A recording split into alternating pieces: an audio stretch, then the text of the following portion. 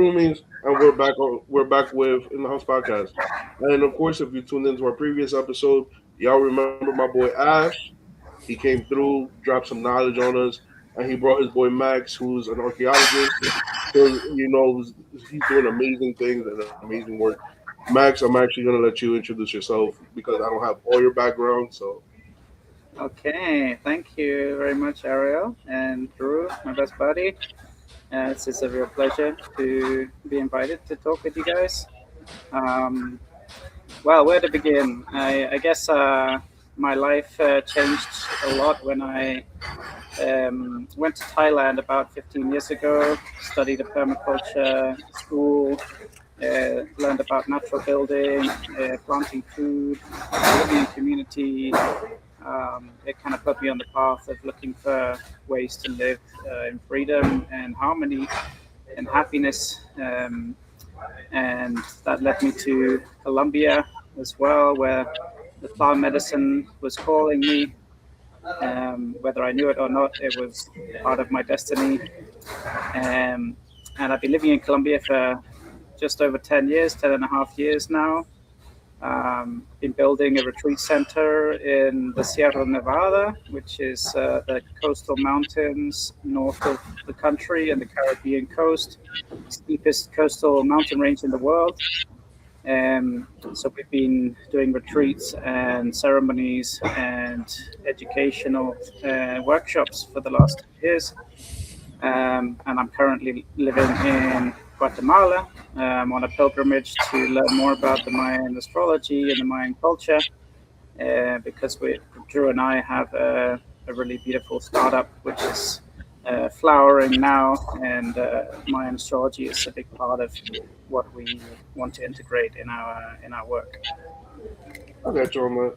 So like, me and Ash were discussed before we actually hopped on to record. Me and him were talking about that. You guys wanted to talk about the perception of time and how the Mayans were like the greatest timekeepers in history. Yeah, yeah. I mean, the Mayan calendar spans thousands of years, and it's still on point. It doesn't miss a beat. And the fact that they could do this without computers of the kind that we know of, at least digital computers, maybe, it's quite astounding. And it's so it's so exciting to me that there are still elders who hold this tradition, who keep this tradition alive, because that's the way that they live and the way that they weave through time. And it's for me, it's essential to keep that alive for humanity because it's one of the greatest tools that we have to understanding the cycles and living in harmony with the cycles, whether they're painful or not. It helps us to know where we are and where we're at. True, true on that. So like comparing it to like where we're at right now, like it's year on the Gregorian calendar, the one that we follow majority now, is year 2026. Are we even close to that, or like where are we exactly like in like the Mayan timeline? Well, I think maybe neither of us are perfectly positioned to answer that. We study most deeply the 260-day Mayan calendar, which is a 9-month calendar. It's related to the time that a baby spends in the womb. Okay. Um, and the greater cycles are much longer. They're carriers, 4 different carriers, which hold several cycles. But the grand scheme of the calendar, we're still investigating on a larger scale, I would say. So if we were to take the Mayan cosmovision perspective, the long count is 5,154. We are in the year 5,154 in the long count. Okay. I'll send you the link, but as for any culture that we know exists on planet Earth, the one, or let's say heritage or lineage, the one that has kept the count the longest are the Mayans. Okay. Okay. So there are many pages where they can show you the long count. How would that translate into our timeline in terms of how we perceive time? Yeah. Some people have predicted that we actually live in 1315, not 2026. And there are different predictions. And I think this is basically coming to um, discovering a lost history or a incorrect timeline that we think that we most of us perceive that we live in 2026. Mhm. But given our the evidence, if we look at um, geographically how things erode, and we were to calculate mathematically that timeline, we would most likely be in a different timeline. Am I explaining that correctly? I, I'm getting it. So, so from what we know, the Mayans have the longest correct mathematical count that has been accurate for thousands of years. Okay. Yeah. That's what's up. That's what's up. It might be worth mentioning that on some of the research into the near past, like Drew was saying, there seems to have been 1,000 years added to the timeline. There's some evidence for this on some of the old buildings, where the extra 1,000 has been sort of painted on over the top of an older date, which was 100 years before. And if this were true, then it would mean that the time of Christ was a lot closer than we're told, for example, and that there's a missing 1,000 years, which could be accounted for by the Dark Ages. Yeah. True. I've heard not I don't want to say a rumor, but there is like this theory that there was a pope, I believe it was Pope Leo back in the Dark Ages, that he skipped like a couple of 100 years, so that way, so like we're really supposed to be like in the year 1700 or something, something like that. Mm. But there was like some finagling done in the calendar count around the Dark Ages though. I don't remember if we discussed this on the last podcast, but we do know that 95% of our human history has been eliminated or erased or kept from us. Mm. And of the 5% that we do know that there is a allotted time that is missing, and that allotted time could be, as you say, close to 1,000 years, completely erased. And in that, we know that there was a huge indigenous genocide, and we're talking Mm. about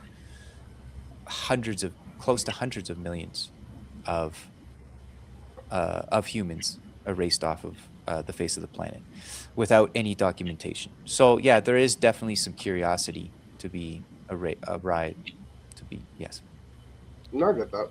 And like when it comes to time, the thing about it is like not only were these mass extinction cycles happening, and I don't know if like the Mayans put that into their calendar, like extinction events and anything like that.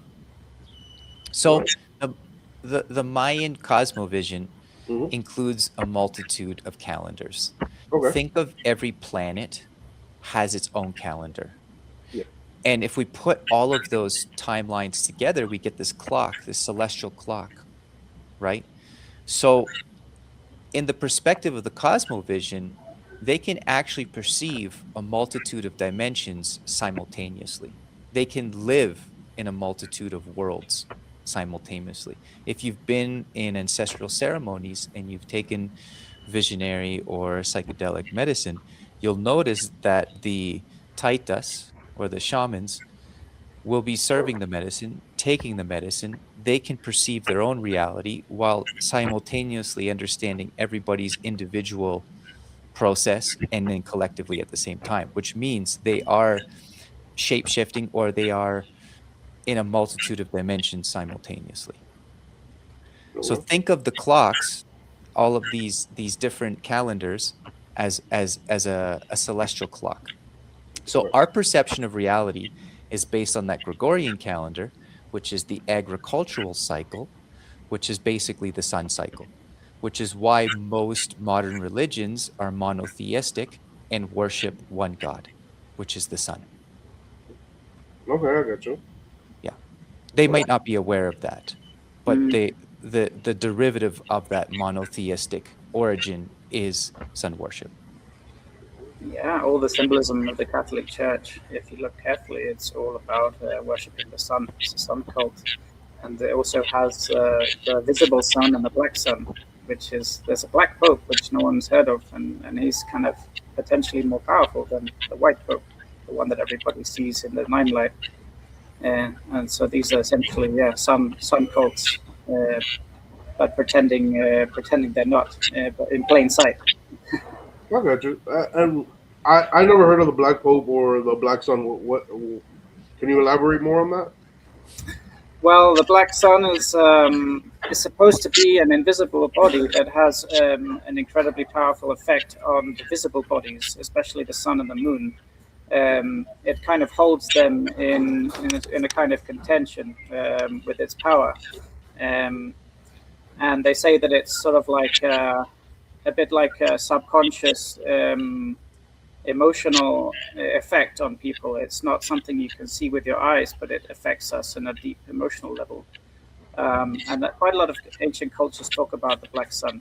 Um, and yeah, if you could look into the black nobility, the black pope, this is worship of the black sun. Mhm. Okay, okay. Oh, that's new to me Yeah. because I didn't even know there was such a thing as like the Black Pope and all that. Yeah, it's not visible. It's There's underneath the surface. there's always a polarity or a duality in every perception of reality going back to the mythological history of humankind. So every archetype of every zodiacal sign has a positive or negative. Think of the yin and yang. Every god and goddess has a polarity, and then every planet also would have its strengths and weaknesses, No, I get so to that. speak. Like, Yeah. yeah, because you would like I know that in our universe is kind of like sort of like a give and take. There's no creation without destruction. There's always Yep. 2 points to the same line. I would Yep. guess. Yep. But with things like humanly created, I wouldn't think that. We have the Pope. Now we have the Shadow Pope or the Black Mm. Pope, and they're Hmm. like, it's a weird thing. But I would get that too because and this is just like me comparing it, like the government to the deep state, Mm. like Yeah. what's visible and what's working in the background. Yeah. Polarity is one of the fixed Hermetic laws. Everything has its equal opposite. Otherwise, it wouldn't be in balance. Cause and effect. The True, principle of cause and effect. Yeah. true. And So in the Mesoamerican lineage, or if we were to look at like the Toltec wisdom, um, you would basically have this. You would have this story that says never take anything personally, Mm. which is correlating to the cause and effect, right? mhm, I got you. I got you on that. So like Max, you were I know there was a connection to like Atlantis that was mentioned earlier. Can you like elaborate more on that, on what that was about, or like how like Atlantis fell and like the Mayans have like all the secret knowledge of, not all the secret knowledge, but some of the knowledge of Atlantis and whatnot. Mm. Well, I mean, one of the sources that I deeply respect is Rudolf Steiner, Okay. who was a clairvoyant in many ways. He could tap into the Akashic records, so he could basically look into all events past in the history of the universe if he needed to. And he used to say that the Atlanteans it did not even use spoken language. They didn't have any need for it because they had telepathy, so they could transmit a thought to somebody through space or time without any hindrance. And he said that they didn't use combustion power. What they used was the harnessing the power of a seed that germinates. So if you could imagine the pure chi of life, the pure prana, the life force of seeds as they germinate and grow, that was the power source for the Atlanteans. And the story goes that they grew in power to a point where they developed technologies that were dangerous and risky. And some say that they developed a type of essentially nuclear or atomic weaponry or maybe they harness the power of the sun in such a way that it can cause an entire meltdown of the planet. I believe that a lot of the sacred sites that we see nowadays are like circuit boards, and we lived in an electric universe. And if you overload a circuit board, then things start to melt down. And so we can see that kind of melting all over the place if we look carefully with the right eyes. And potentially the Atlanteans did this to themselves. They melted their own civilization. Some of them escaped on time. They did a huge diaspora, like an exodus across to the Americas. And so you see like very similar facial features in Asians, like Far East Asians and indigenous South Americans. When my friend, a Japanese friend, went to drink ayahuasca in Peru, the shaman called him over and said, "Come sit next to me. You're one of us." So there's some kind of genealogy, I think, connection between the Atlantean civilization, or which was supposedly in the southeast Pacific, or one of the Asian islands, or maybe it's underwater now, and this indigenous arrival in the Americas. So there's potentially a lot of wisdom being kept from the Atlanteans in that area, in the Amazon and the Andes and some of these South American regions. That's so dope because I know, and this is just me going down the rabbit hole. Like I know that like certain sites, like um, I think it's the Temple of the Sun, or Sun and Moon. Like I know the layout of that particular structure is laid out like a circuit board, just like the Pyramid of Giza is. So like, would you say that more of the pyramid like structures are like, I don't know, like energy generators, or like stuff to like or like a structure that was not used just for like religious practices, but like actually had a practical practice like producing energy? Yeah. These are definitely energetic portals in which the electromagnetic energy fields are some of the highest points on planet Earth. They're running through ley lines. There's a multitude of factors that is involved in which the location and the technology is utilizing sacred science and in correlation to the macrocosm. The microcosm is directly connected to the macrocosm. So there's a study of the planets and the constellations, and the uh, energetic portals in relation to the geomancy of the earth with the celestial bodies, right? Yeah. And in your guys' opinion, right? Why do you think that we don't try to like revive that technology and go back to like that way of producing energy versus how we have it today, where it's kind of intrusive to nature and not really super efficient? Well, I guess for me personally, I feel like there's a very big jolt in the timeline in some point in the 1800s, when the very first electricity bill was issued.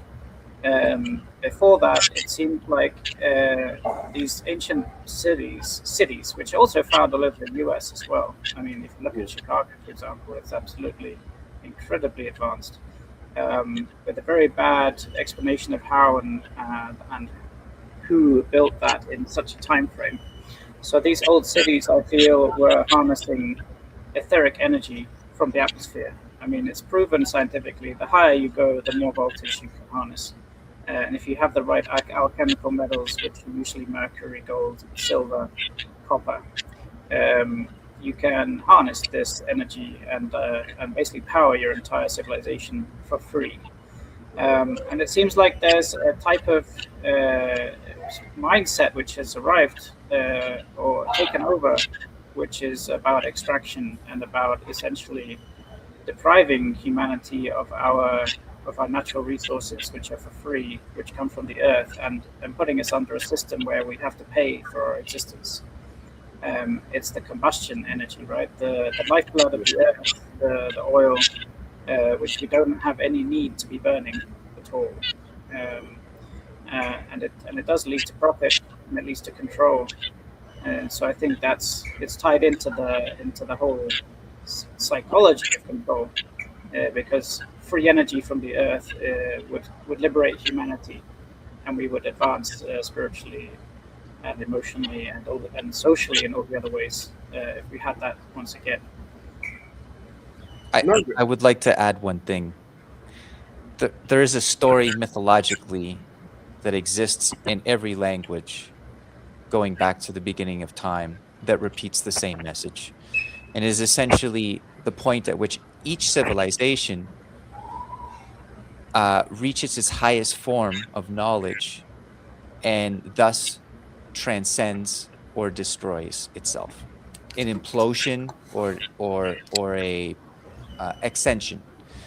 And so the story is essentially where each civilization reaches a point where it ascends and no longer needs the physical form or the experience of this temporary flesh, because of its reaching ascension into higher dimensions that is beyond just the third and fourth dimension. The other is the destruction story that comes from each time man or man like beings wish to act like the gods. And then there is a return to order, this universal law that comes into place. Basically, the moral of that story is every time humans have tried to act like the gods, there is a cleansing, and then we return to the beginning. So we either destroy or ascend. And I well, think with this technology, it becomes delicate. no, it's true because, we never heard a story, or at least we've never uncovered a story that's like generally known where a civilization is ascended versus not destroying itself. You know what I mean? Like Yeah. we have all these stories of like these advanced civilizations, Atlantis, Lemuria, all these super ancient stories, and yet again they've all destroyed themselves. You know what I mean? And it's funny. And what I find funny is like the human condition, right? Is weird because of the fact that we want to achieve so much, but when we get to that like critical point of when do we become more than this, we come back to square one and we do it all over again. And I find that very like ironic, I would say. If if we do not look at the human history and the patterns that repeat, yes, we are bound to repeat the errors. Yeah. For the people who do understand the human history going back 30,000 years, they can prophesize and predict the future utilizing these calendars in order not to be doomed of repeating the same errors. So I think that is a an interesting question and topic. And where are we at in human history? Are we doomed to repeat the same errors, or can we learn from our past in order to change the future? Mm, I'd like Honestly, to. I think as a society we're at a point now where we can, learn from our past and move forward. But yet again, I do feel that yet again there's an invisible force that is trying to divide us all, Mm, trying to cause problems to where instead of healing, we're reopening old wounds and not moving past a certain point and not coming together as a whole. You know what I mean? Like, everybody should be able to respect their religious beliefs, cultural beliefs and whatnot. But that doesn't mean that not one is better than the other. We should all be able to, celebrate each other with still being able to respect each other. mm. I'd Yeah. just like to maybe go just to circle back a little bit. Um, when we talked about civilizations, let's say, ascending, um, I think the very point of that would be that there would be no evidence left behind because they literally would be portaling to a different dimension that's no longer in the visible plane. If you know the famous Don Juan, he writes about this potential that shamans were working on, especially the Olmec and Toltec shamans, crunching energy, magical passes, as they call it, and essentially getting to the point where they could see the filaments of connection which they have with the ether, with the universe, that everything is connected.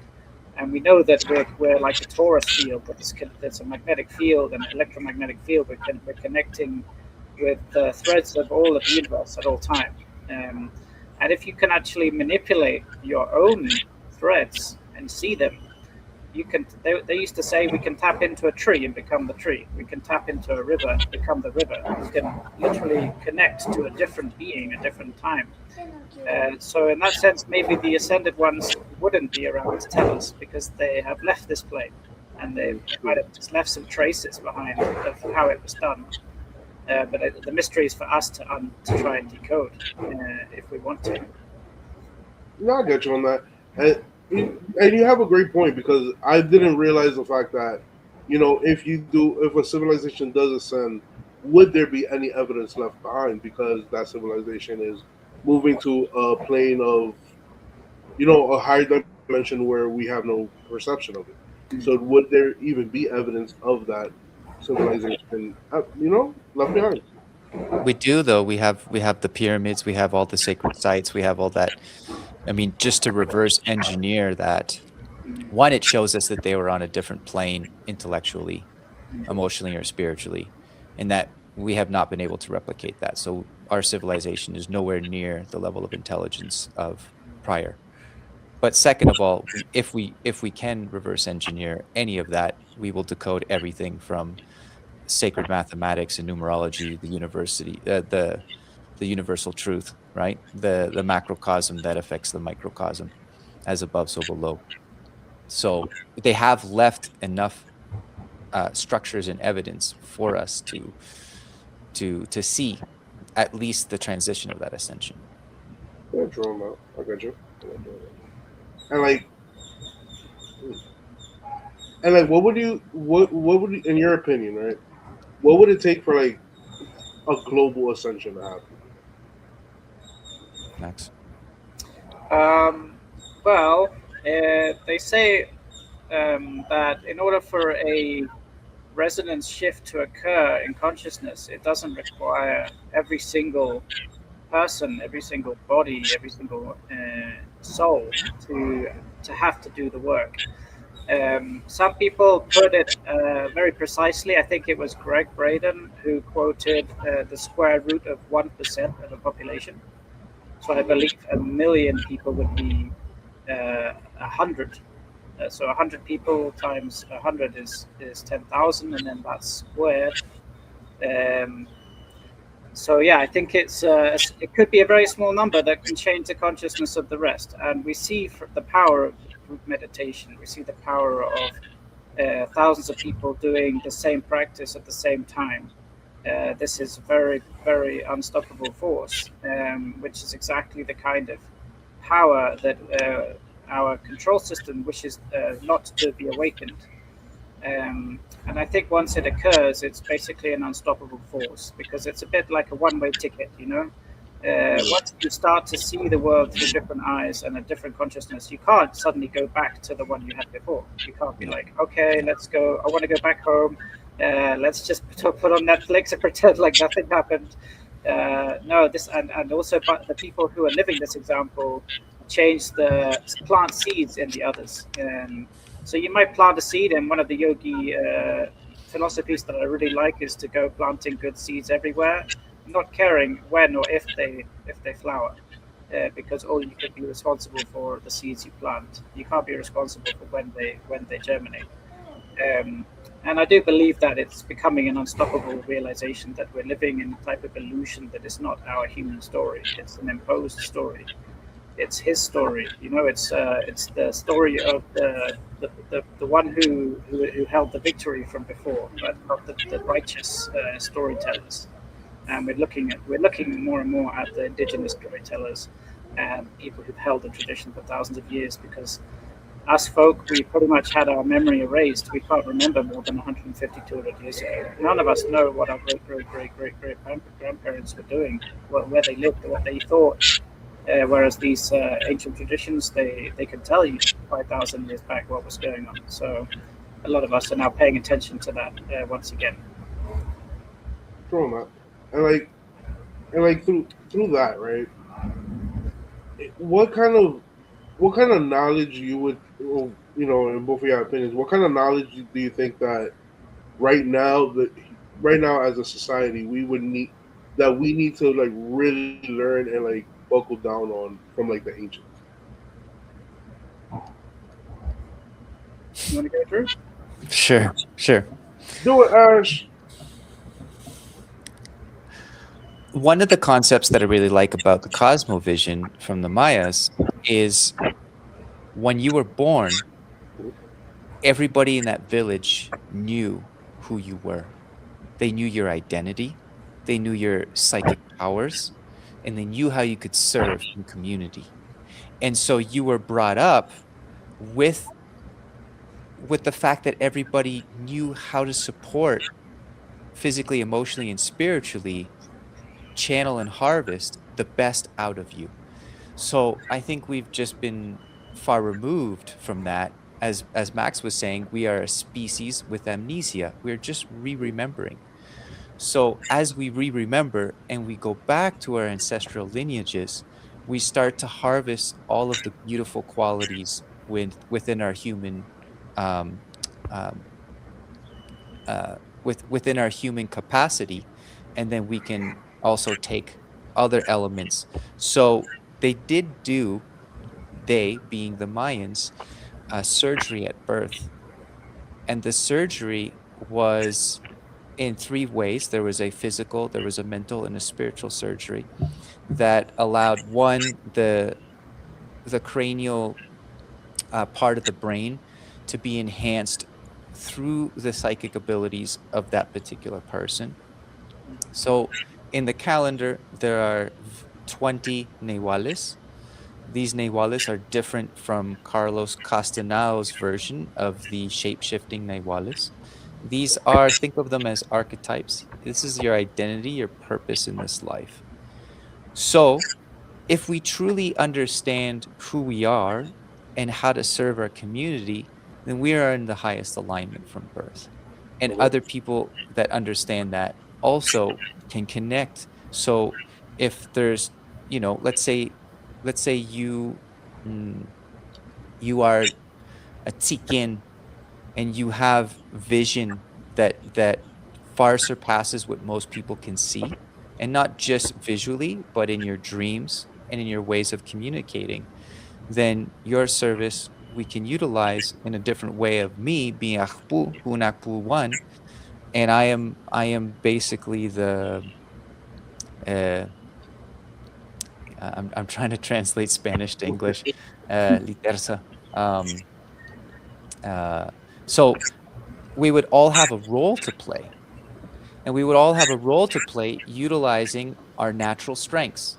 It just seems like the path of least resistance. It just seems like Yeah. common sense. So to me, how do we fill our cup? We fill our cup, one, by understanding who we are and how we serve. I think that's a simple way. It has nothing to do with spirituality in any organized religious sense, but in a completely whole collective form. I got Max, you. you wanna, or you wanna, Ariel? Ariel? Could you phrase the question for me again, please, Ariel? Oh, I was basically saying like, what lessons can we learn from the ancients that would help us today in modern society? Hmm. Learning how to fill our cup, help others. That's what I was trying to say. Is yeah, Yeah. simply understanding who we are predominantly. What do you think about that, though? Well, I think a lot of people are turning back to the land. Um, Oh yeah. they're sick of eating poisoned food. They're sick of eating processed food. Um, they're sick of not actually knowing who grew their food as well and where it comes from. Um, and so you see this big movement of people who just want to have their fingers in the dirt and they just want to feel the abundance coming from the earth. And that's something that our ancestors, all of our ancestors, knew, not just what we would call nowadays indigenous. I mean, at some point, all of us are indigenous, and all of us provide the sustenance to our community. And that's, I think, the one massive change that's going on right now is people want to take their food supply into sovereignty. They want to feed their communities. You see these kind of projects in Detroit, which was a really rundown city, and now it's flowering with community agricultural projects. So I think that's the thing which really frees us on a material level, and as Drew was saying, on a psychological and a spiritual level, knowing our qualities and strengths, our purpose in life, essentially our astrology, our psychological makeup, and our reason to be, the raison d'être, as they say in French, and that combined with starting to shift our material reality, um, taking care of the earth, and giving thanks for everything that she gives us, because it's a free gift, but it's not spiritually free. It has a cost, and the indigenous that live around me, every single time that they take a tree for firewood, or they take an animal for eating, or a plant for cooking, they know that this is a type of contract with the earth, and it's if we don't give thanks, then the earth can get a little bit upset with us, and so maybe then there are issues like drought and hurricanes and other cycles of destructive weather, which they see are the consequence of our lack of gratefulness for everything that we receive. I get you. I get you on that. No, but it's true though. Like you have to have gratitude for the planet, and we do destroy it and take advantage, but we do need to get back to being grateful and kind of living more in balance with it. So I'll get you on that. Um, Ash, you had mentioned three surgeries at birth by the Mayans. Can you elaborate on that one? Yeah, I believe that there are many tribes as well in Africa that have similar concepts to the birthing or the creation of life as it comes into the material fold. Maybe Max can also talk about how the Kogis bring up the children in pure darkness in the highest points of the mountain. But essentially, there is initiation. There's a ritual, and that ritual is harvesting or harnessing the highest ascension of our capabilities in this life. So that's related to our purpose or our role in the community. So basically, there would be a surgical chisel in certain parts of the brain to extract those psychic powers within each individual related to their Nawal. And there would be a select amount that would be chosen as the master timekeepers Okay. that would today be known as sacerdotes de la linaje de Maya. So they're called priests, but this term has been shifted drastically in what it meant in its origin to how it's utilized today. I got you. I got you on that. You want me to talk a little bit about the Kogi tradition? Yeah, yeah, yeah. I was about to ask about that. I didn't. I thought Andrew had more to add on to that. But yeah, let me know how they're raising kids in darkness. What's going on with that? So this is a very ancient practice, which, according to their own spiritual leaders, is less and less common. Um, but basically, the premise is that a child is selected before birth, because the Marmos have an insight already into what kind of being it's going to be. And especially selected person or persons would be taken at a very, very young age, to live inside a dark cave, in total darkness for the whole day.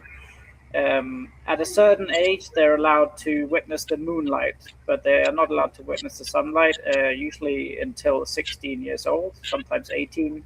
In the newer times, it's earlier, something like 13 or 15. And as I said, it's only a handful of people that do this role. And at a certain age, I believe it's 5 years old, they get five teachers of five different subjects. One of those is discipline, for example. They have a very restrictive diet. Things like tarantulas and grasshoppers and those big white grubs that you find in the rotting wood. Very very simple, clean diet. And they basically get taught about the universe before ever having seen it with their own eyes. And these are called Nakwivi, a cave mammal. And they have the highest responsibility of all the spiritual leaders in the village, in the tribe.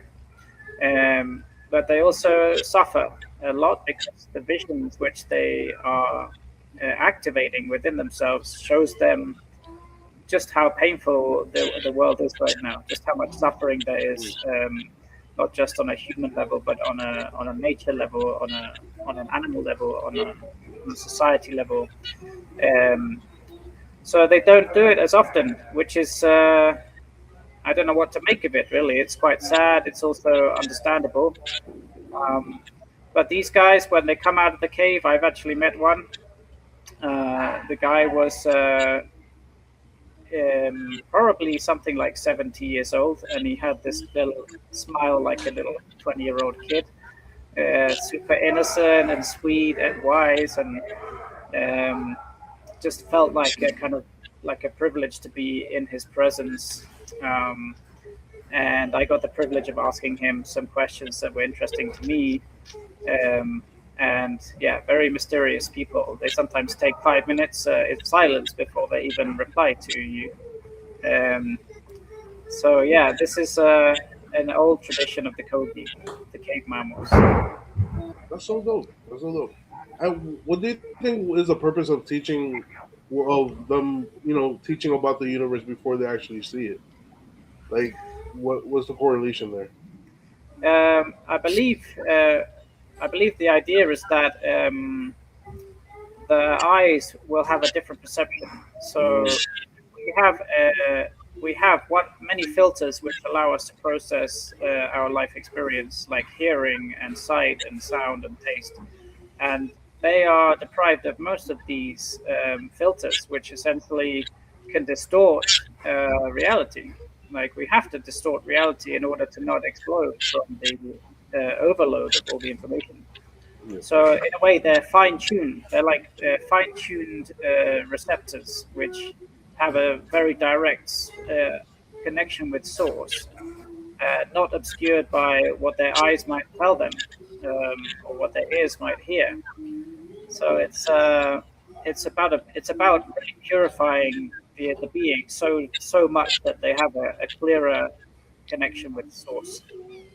I Okay. guess if you're harnessing a lot of psychic ability and you're clairvoyant and you can astral project and leave your body, the Inuits have a story that's quite similar from the north of Canada. Then you would need a guide to help you maintain that in a way that does not go too illusional or delusional if we're talking about the Neptune state of going down a rabbit hole, True. for example, especially at that age, because you're so young and you have these abilities that might be difficult to understand or comprehend. I, so I got a big question about that, right? And with, one is like, how do they know? Right, the whole thing about like psychic abilities. I'm a true believer that humans itself, we have those abilities, but we're not tapped into it, right? How are they tapping into it? Well, that's the first one.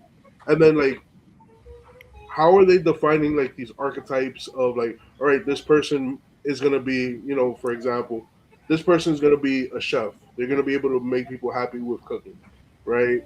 Or like this person is gonna be that, or this being is gonna be of this nature. Like, how are like they're using their psychic abilities to determine that, and how are they even activating these abilities? That is the very question that Max and I have been discussing for many years and also utilizing in our psycho analysis as well as cosmic analysis in what we do is understanding our abilities, understanding the abilities of others, and doing that through three different forms of analysis. One is existential psychology, the other one would be astrologically, and then the other one would be through the lineage of the Mayans, of studying your Mayan cross, understanding your psychic abilities, and utilizing in your daily routine practices that will allow you to activate them. Max, you want to take over? Um, I'd like to speak a bit more about the Kogi tradition. Yeah. They have a special bowl which is made from a natural gourd, and it's called the Jatuquan. And they also have unique stones, which are basically like cylindrical stones, which sometimes have a perfect hole all the way through, which nobody has drilled. So it's also kind of a mystery. And they use this combination of the bowl with the bowl of water inside. So they have a bowl with water in, and they drop the stone into the bowl, because they believe that water is the portal between the spirit world and the material world. So all messages that come from spirit can be manifested through water, and they get taught how to read those messages. For them, it's like a science. When I see them doing it, I'm like, how on earth is he getting that information from that Yeah. message? But for them, it's like, yep, you're going to have a baby in 6 years. Like it's so clear for them, and they go with this. They go with this wholeheartedly. So it's a type of divining. They don't like to call it that. Um, from a scientific point of view, it looks like divining. For them, it is a science, and it's basically getting a direct answer from the spirit world. So they can Okay. ask about a certain person, like the child that's about to be born. Is this child going to be a farmer? Is this child going to be a carer? Is he going to be a leader? And they get their answers, and that's what helps them define a lot of things. It's not the only way, but it's one of the ways that they read the energies. Thanks, Max. That's dope. So like, hmm, give me one second because I'm trying to formulate this correctly. So when it comes to because like with that practice, right? It's kind of like have you ever seen like a person who like reads like the coffee cup, like when they like try to like use the Yeah. coffee cup to like predict the future or whatever, and We're that You're that referring to divination, which is what Max is saying. They don't they don't perceive that as divination, although we would perceive that as a form of divination. okay. Yeah. And would you say because of the fact that we kind of have this thing where we want to like put labels on everything and kind of like put things in this structure, that's why we kind of can't. I don't want to say can't, but like we have a harder time like in the West to like lock into like our psychic abilities and these abilities that we seem is like kind of like on the woohoo level or on like supernatural spectrum. Hmm. I could start that. Maybe Max, you can finish it. But you're uncovering a really interesting topic, which is linguistics and the Yeah. limitations of linguistics in our modern languages that have been reduced far from its ancestral form. So the way that we can communicate verbally is very limited. So even if we did harness psychic abilities, our verbal form of communication would be very limited to how we can communicate in a nonverbal form. So if we are to go back to ancestral tongue, whether it's, let's say, Quechua, Quechua, Hebrew, Sanskrit, there would still be, we would have a larger vocabulary to express ourselves emotionally and physically, as opposed to English, Spanish, French, Portuguese, languages that were designed by the kings and queens to limit the communication of their people in relation to religion. This was a form of programming. So, yes, we have a program that's running that is limiting our psychic abilities in in the verbal physical form of linguistics. Did I explain that correctly? Max, you want to No, help me out? it makes sense to me. Like Yeah. I got where you're coming from.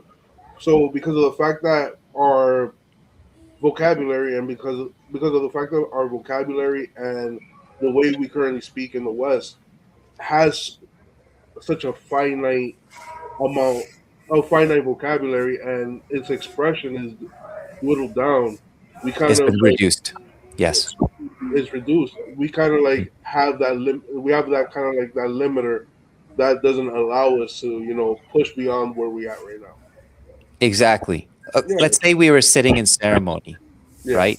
Medicine or no medicine. We're sitting in a circle, there's a fire, and you start laughing. And I told you a joke, but I didn't say it physically, but you got the message. I have been in these experiences. I have had these experiences. These experiences start to come to us as we sit around people that know how to communicate in a nonverbal form. And so yes, we can open ourselves up and channel these things quite easily if we're in the right environment and space.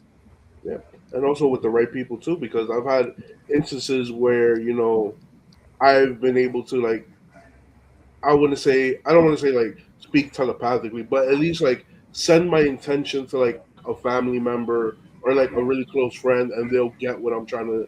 They'll get Yes. the vibe. You know what I Yeah. mean? Yeah. Mhm. Perfect. Yeah, Great example. Yeah. that's what Don Juan describes intention as a beautiful way. And he says it's the space that fills what is left behind from the five senses. So when you see and you hear and you touch and you smell and you taste, that's the five senses. And all the space that's left behind, that's intention. And you can fill that space with something that's purer than the five senses. And so you can, Mhm. that's like when I think of somebody in my life that's important, in the past I thought it might be coincidence, but now I do it so often that I know that it's just a scientific ability. It's that person will often write to me. They will often reach out to me in that moment, or within the space of a few hours. And I'm now believing it's not because I have some superpower that other people don't have. I've just accepted that we have this ability, and I'm willing to put my faith that it's real. And because belief is a huge part of this process. The Biology of Belief is a great book by, I think it's Bruce Lipton. And yeah, as Andrews was saying, like these non-verbal communications are pure. They don't require anyone's interpretation, so we don't lose the message. That would include believing in something that's greater than ourselves. And then that would also include gratitude, or in the scientific terms, neuroplasticity or quantum meditation. I got you on that because we've all had the instance where we thought of somebody and they suddenly call us like in a couple of minutes of like, damn, I miss this person, or I miss my brother, sister, mother, and then magically they'll send you a text or Uh-huh. give you a call just to check up on you. And they're like, oh shit, I was just thinking about you. How old are you, Ariel? I'm 36. Okay. Do you remember the time when like you would think of somebody and they would just pop by your house before we all had cell phones and Yeah, everything? yeah, yeah. When And I I was was a like, child, yeah, man, thanks. definitely. I'm just making dinner. Come in and have some. It's ready. Yeah, Yeah. man. I mean, it's crazy because now that we're discussing the fact that language has so much to do with it, it makes sense why older languages that are like far more elaborate and extensive than the ones we currently have are tied with these with the mythology of telekinesis and having psychic abilities and having oracles and all that because of the fact that their beliefs weren't as limited as it is currently today. Yes. There's also another factor that we haven't included, which is the oxygen content levels that would Yeah. affect the brain. And also, yes, they would be in grids. They would have had the land gridded energetically to vibrate at a much higher frequency. And I Okay. think that's the element of geomancy that we might not have discussed yet. Mhm. Yeah. And how important is like when it, because I know that we were discussing earlier how certain sites are laid out as a circuit board, and they filter energy. How important is actually like geomancy and like the layout of like, let's say, a small city, Mm. where there's like an all right population, like what effects does like that have on the general population there? Well, can I ask you a question? What's up? So, when you're traveling, you said you've been to a couple of cities in the States, right? Yeah. Did you not feel different in each one? Did you not feel almost as if your identity was just shifting? You're becoming a different mask, a different version of yourself in each of them Yeah.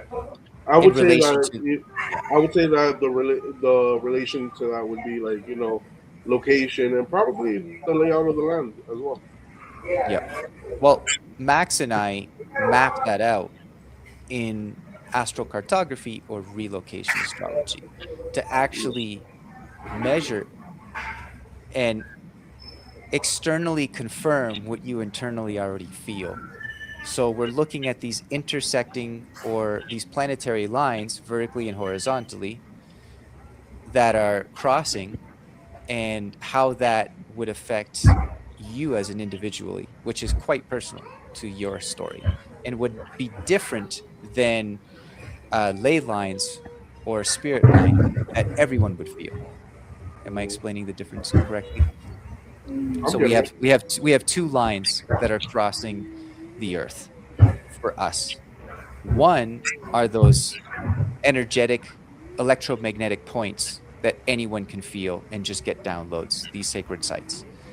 A second is individual intersecting planetary lines that is unique to your soul map, your cosmic DNA at the time that you were born. Mm. I'll get you on that. I'll get you on Yeah. that. I think it's a great question about the cities as well, and how the very makeup of the city is what affects people's experience. We know that architecture has a huge effect on our happiness. We know that a square box apartment limits creativity, gives a sense of security, but also a sense of entrapment when we're living the shadow. Whereas if you look at the old world buildings, there was not a straight line in sight. It was all curvature, it was all undulations, and every single detail was carefully crafted to create an experience where people feel accessing their creative side, accessing their aesthetically beautiful side. Um, it's hard to be creative, for example, when the roof is very low above your head. But in buildings with high roofs, we have a greater aura, so we can start to connect to our creative skills in a deeper way. So the architecture for me is essential to the happiness of a culture or civilization. And they also did design them according to the invisible ley lines, which the Kogi also follow. They call them shikwakala, and they're the invisible lines which grid across the earth. Um, for example, in Glastonbury, there's a ley line um, which is very let's say, an energetic hub of the UK where a lot of spiritual people end up moving to. And it has its own ley lines here. So those are definitely affecting the experience that people are having. Yeah. Yeah. I think there was a lot of cities that were strategically positioned. In other words, they grew out of that location. Yeah. Most of them were originally discovered by indigenous people and then they were colonized later. And so, for example, the churches, a lot of the churches, original churches, are sitting right over electromagnetic energy lines. So you walk in and you feel that. Also, the church was built geometrically to harness the energy of that. I'll get you on that. And like Yeah. how when it comes to like those kind of structures, right? Especially with like and this is more of a modern day construction, like cathedrals, right? And like the geometric patterns and how it's laid out. Were these structures like meant to like energize people once they came into like once they entered it, and like was it supposed to like raise your frequency and vibrations? 100%. Okay. Yep. And you can feel that Yeah. immediately. Fair enough. You can feel the resonance of each building encoded into the architecture. The same as you can if you visit Teotihuacan, for example, in Mexico, or Chichen Itza, and you clap, and you can see how the echo is perfectly aligned with the buildings.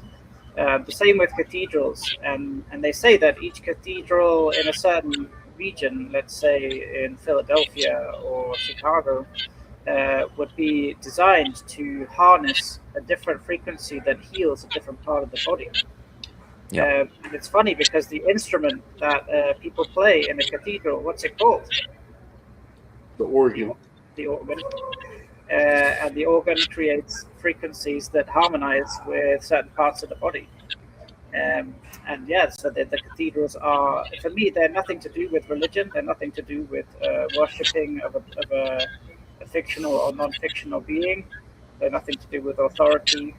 But they're all to do. They're like the free. They were the local hospitals that people would go to be healed with frequency.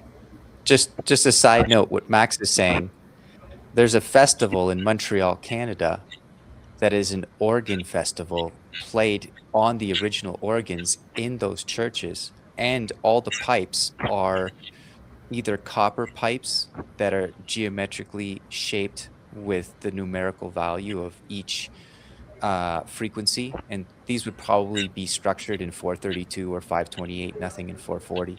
But very interesting if you ever get a chance and you just want like a completely different experience, an organ festival in Montreal, Canada. Yeah. We'll be there. We'll be there. I got you. And guys, before I actually let you go, I have one more like question that I think you guys are like perfect for. Do you think that like using sound and like light would be able to help humans like come up with a better healing process than versus like modern medicine? Like not shitting on modern medicine or anything like that, but like I have this theory that through sound and light we could heal the body a lot faster and a lot more efficiently than how we're going about it today. I love that question, the nonverbal form of therapeutic healing modalities, Yeah. which is something that I've been investigating for the last decade. And it's incredible how fast we can heal in a nonverbal form. For example, even walking, we're talking about these grid lines, for example, like the land itself has the ability to heal us in an incredible way, just being physically present at some of these sites. The dreams and the things that come to us, the healing, the intergenerational trauma that we can alleviate, and the transformation that can happen within a short period of time. Sometimes I think going through these electromagnetic energy fields or these ley lines on Earth could be like 20 years of verbal talk therapy in 3 days. So yes, completely. All right. Cool. Well, guys, it's been fun. Do you guys have any final thoughts, words of wisdom, or advice for the roomies? Max? I don't like to claim I have any wisdom. I'm just a channel, really. It's been a pleasure to voice some of our ideas here. There's a lot more we could talk about. I did want to say that, and it's related to the last point, that people can, for example, regrow their teeth using frequency. So you're right on the point there with how we are basically beings of frequency. All of the, like, let's say, imposter synthetic frequencies like 5G, 6G, microwaves, these are really interfering with our natural rhythms, and it does lead us to feel lost and disconnected. So if we want to harness our psychic powers, our visionary powers, the best way is to distance ourselves for a month or so from these types of frequencies, and those powers will start to activate within you without even trying. Yeah. Well, And we map those locations. oh, I guess I guess this is gonna be a part two too, guys. Yeah, already know.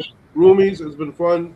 You know, keep an open mind about things and do more research and dedicate yourself to, I guess, learning the human condition and also seeing what is not being taught.